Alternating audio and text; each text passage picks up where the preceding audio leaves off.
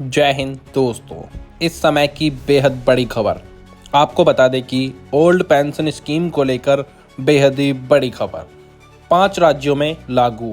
अब 2025 में पूरे देश पर असर डालने वाली खबर आपको बता दें कि पुरानी पेंशन योजना को लेकर 2025 में बड़ा बदलाव देखने को मिल सकता है।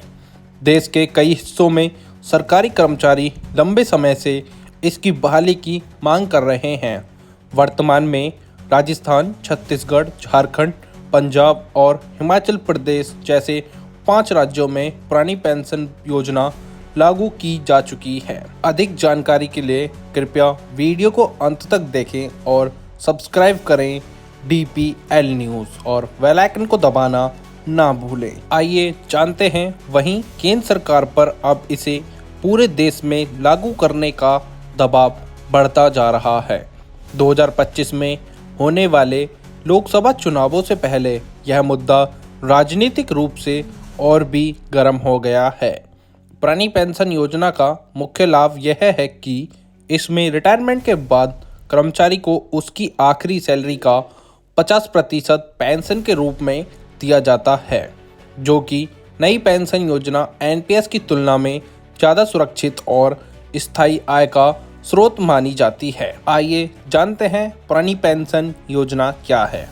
पुरानी पेंशन योजना OPS एक सरकारी पेंशन प्रणाली है जिसमें रिटायरमेंट के बाद कर्मचारी को उसकी सेवा के वर्षों और आखिरी वेतन के आधार पर गारंटीड पेंशन मिलती है।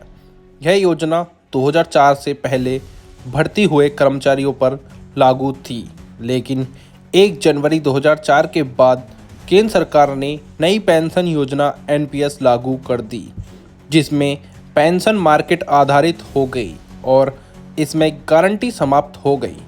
OPS में सरकार पेंशन की पूरी जिम्मेदारी लेती है, जबकि NPS में कर्मचारियों को अपने योगदान के अनुसार पेंशन मिलती है।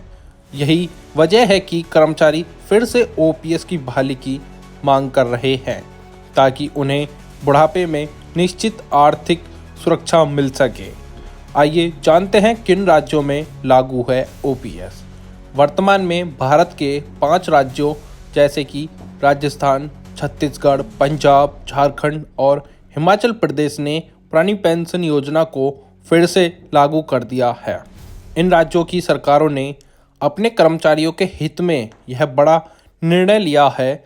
OPS लागू करने वाले राज्यों का कहना है कि यह कर्मचारियों के लिए बेहतर सामाजिक सुरक्षा सुनिश्चित करती है और उनके भविष्य को स्थिर बनाती है। हालांकि कुछ आर्थिक विशेषज्ञों का कहना है कि इससे राज्यों पर वित्तीय बोझ पड़ सकता है।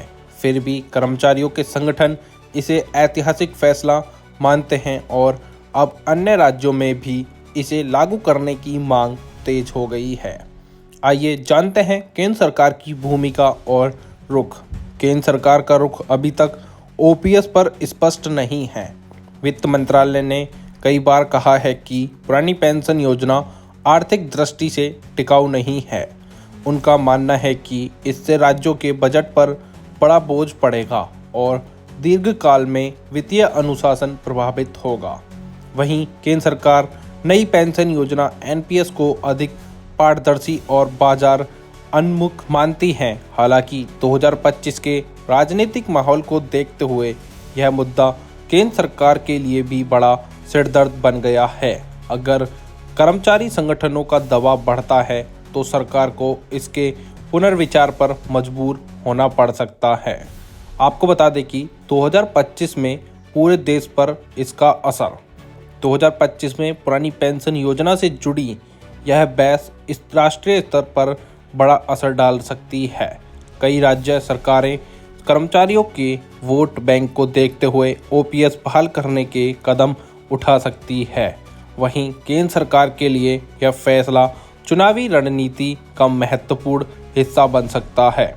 अगर OPS पूरे देश में लागू होती है तो करोड़ों कर्मचारियों को इसका सीधा फायदा मिलेगा और उनकी आर्थिक स्थिरता बढ़ेगी। दूसरी ओर इससे सरकारी खर्च में भारी वृद्धि हो सकती है, जिसे संभालना चुनौतीपूर्ण होगा। इसलिए 2025 में OPS न केवल एक आर्थिक मुद्दा रहेगा, बल्कि यह राजनीतिक और सामाजिक रूप से भी देश के भविष्य को प्रभावित करेगा। ऐसे ही डेली अपडेट्स के लिए सब्सक्राइब करें DPL न्यूज़ और बेल आइकन को दबाना ना भूलें, जिससे हमारी अपडेटेड वीडियो सबसे पहले आप तक पहुँचे।